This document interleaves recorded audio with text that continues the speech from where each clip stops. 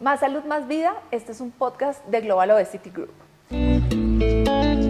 Hoy en el método 4 Pro vamos a hablar acerca de los retos que existen para la pérdida de peso desde el punto de vista nutricional, y para ello estamos con Katherine Torres, que es nuestra nutricionista de Global Obesity Group. Bienvenidos al método 4 Pro Club. Estamos hoy hablando acerca de los retos que existen desde el punto de vista nutricional en los pacientes que están sometidos a procesos de pérdida de peso. Katherine, muchas veces nuestros pacientes llegan a la consulta después de haber intentado muchos procesos de pérdida de peso, de haber hecho muchas dietas a veces extremas o procesos largos, haberse matado haciendo ejercicio, pero han vuelto a reganar el peso. ¿Tú por qué crees que pasa eso con frecuencia? Pues básicamente es porque los pacientes hacen dietas muy restrictivas, en donde eliminan algún grupo de alimento puntual, por ejemplo los carbohidratos, los lácteos, frutas, y ya se ha demostrado que estos nutrientes son necesarios para el cuerpo porque pues aportan los nutrientes que requiere el ser humano. Entonces, en el momento en el que el paciente es tan restrictivo, lo que hace es que el metabolismo, la tasa metabólica baja, ¿sí? El cuerpo se acostumbra a gastar menos energía y lo poco que la persona empieza a comer lo acumula en forma de grasa. Esa es una consecuencia. La otra es que este tipo de dietas restrictivas no se mantienen en el tiempo, y eso ya lo ha demostrado la evidencia. Necesitamos alimentación que sea mucho más balanceada, más equilibrada, que se pueda sostener en el tiempo para que asimismo la pérdida que logran los pacientes se mantenga. En ese orden de ideas, ¿tú crees que, digamos, la clave de nuestro programa es la individualización de los programas alimenticios? Sí, yo creo que esa es la clave principal, el individualizar el paciente, no solamente en el manejo nutricional, sino también pues el acompañamiento de todas las disciplinas, y poderlo ajustar a la cultura, a los hábitos, al patrón de alimentación que tiene el paciente, e ir como reconciliándose poco a poco esa relación que tiene el paciente con el alimento, y en cada caso es diferente. Entonces en algunos lados abordamos más el aporte de proteína, en otros de nutrientes, en otros simplemente pequeños cambios como dejar de consumir alimentos altos en azúcares como gaseosas, dulces, postres. Bueno, son muchos factores, pero cada paciente es un mundo, y yo considero que esa es la principal clave para que se pueda mantener en el tiempo. ¿Tú crees también que otra de las, digamos, variables que son importantes dentro de la individualización de los procesos que hacemos con los pacientes es enfocarnos en cuáles, digamos, son las fortalezas y debilidades que tiene la composición corporal del paciente? Total, porque de hecho pues la evidencia reciente lo demuestra. O sea, ya el peso por sí solo no nos dice nada.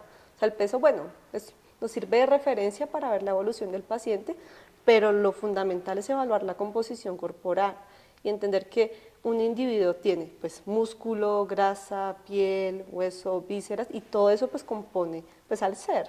Y en nuestro caso es muy importante analizar el porcentaje de grasa. Eso es lo que nos muestra más riesgo, obviamente, cardiometabólico, y pues nos muestra todo ese proceso inflamatorio que desencadena tanto el sobrepeso como la obesidad. ¿Tú por qué consideras que para las personas es tan difícil llevar a cabo un plan nutricional? Pues eso depende de muchos factores. Muchas veces es que no se ajusta de pronto a la situación socioeconómica del paciente. A veces pasa que prescribimos de pronto alimentos muy costosos y de pronto la persona no tiene pues el ingreso económico para poder acceder a eso.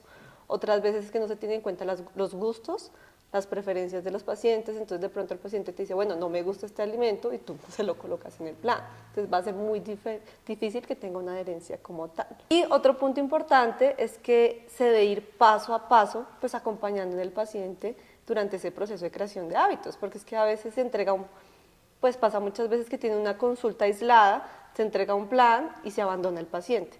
Entonces muchas veces ellos tienen dudas, surgen inquietudes, y no tienen como al profesional a quien le puedan consultar para poder hacer las modificaciones de acuerdo a la evolución de cada paciente.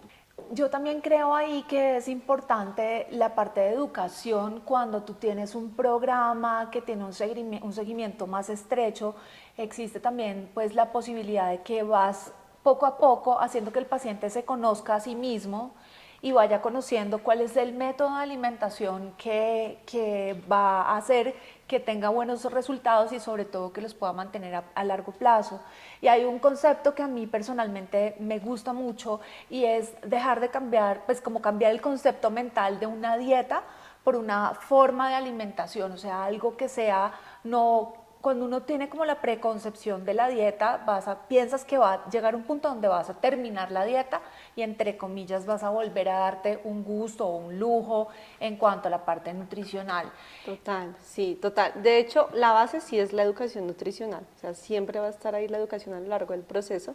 Y el término dieta, lo curioso es que usualmente siempre lo asociamos con que es algo restrictivo, pero dieta hace referencia al patrón de alimentación que tiene persona pues diariamente, el hábito de alimentación normal.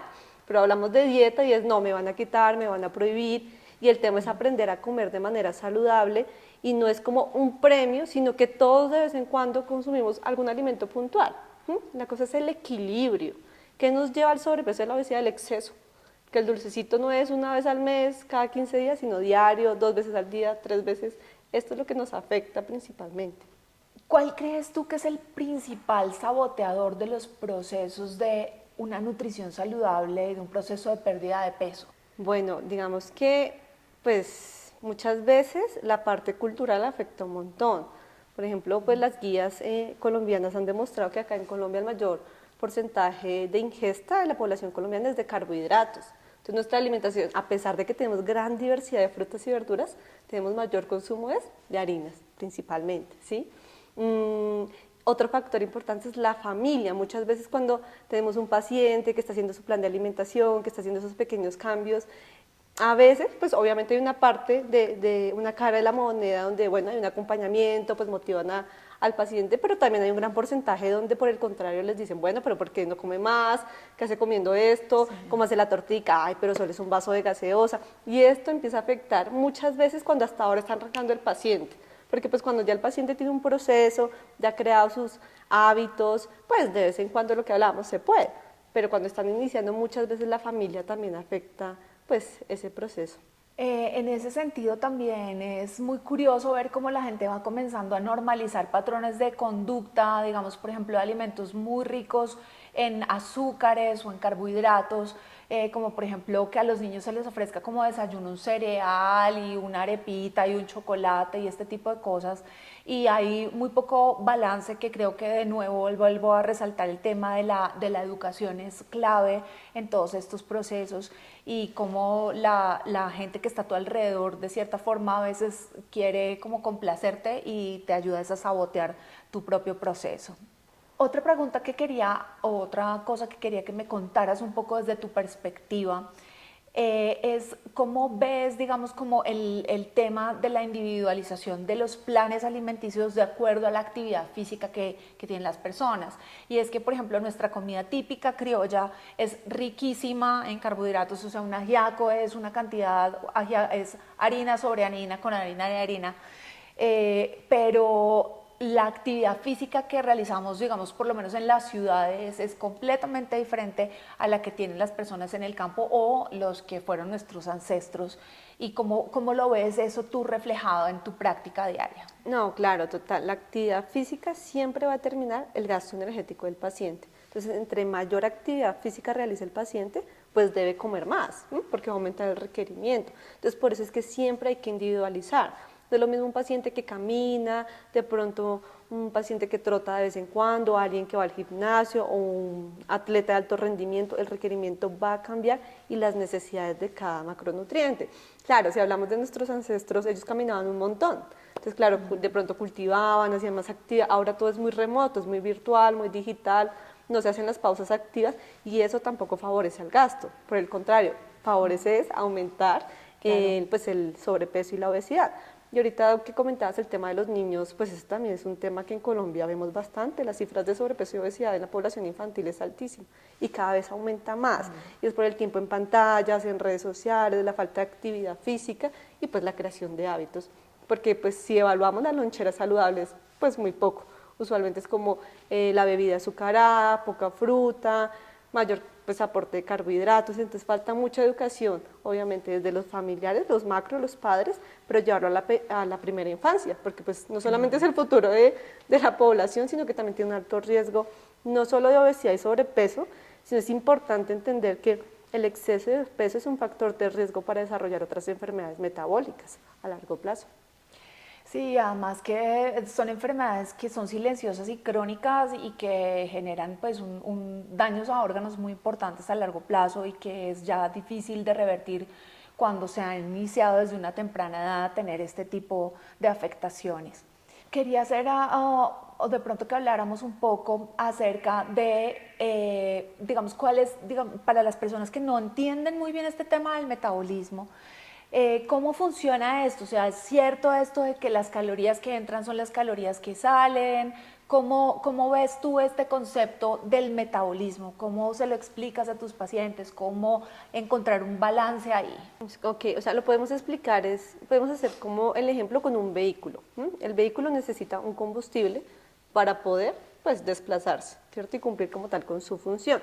Nosotros, los seres humanos, necesitamos una energía, que es este gasto energético basal, que es la energía mínima que necesitamos para hacer nuestras funciones vitales básicas, como respirar, dormir, lo básico del ser humano. Ya cuando hacemos alguna actividad que genera un gasto mayor, lo que hablamos ahorita del ejercicio, tenemos un gasto energético total, que es ese requerimiento total de calorías que requiere el individuo. Y eso depende si es hombre, si es mujer, de la edad, de cuánto mide, de cuánto realiza actividad física, y en algunas condiciones pues de patologías también aumenta el gasto, ¿no? Si presentamos fiebre, alguna cirugía, pues esto va a aumentar la energía que necesita el cuerpo. ¿Cuál es la idea? Tener un equilibrio, es buscar una balanza entre lo que yo consumo y lo que gasto. Cuando yo como más de lo que necesito, pues empiezo a ahorrar calorías y eso es lo que me lleva al exceso.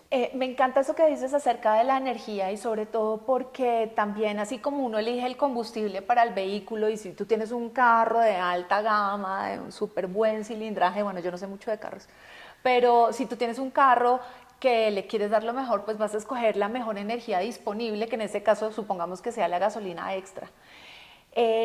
¿Cómo lo ves eso como comparado a la calidad de los alimentos que consumen las personas? Claro, eso es fundamental y es algo que hablamos mucho en consulta y es aprender a identificar la calidad de los alimentos que mejor favorezca para su estado nutricional o en este caso del programa 4 Pro, pues de lograr la pérdida de peso saludable. Entonces también algo importante es aprender a leer las etiquetas nutricionales, aprender a identificar cuáles opciones de alimentos son más saludables para que pues, los nutrientes que le dé a mi cuerpo sean la mejor calidad posible.